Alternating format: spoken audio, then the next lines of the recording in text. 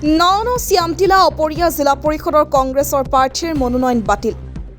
কংগ্ৰেছ দলৰ প্ৰাৰ্থী উম্মে ছালমাৰ মনোনয়ন নাকচ কৰে নিৰ্বাচন আয়োগে। মুঠ 4জন প্ৰাৰ্থীয়ে দাখিল কৰিছিল মনোনয়ন পত্ৰ।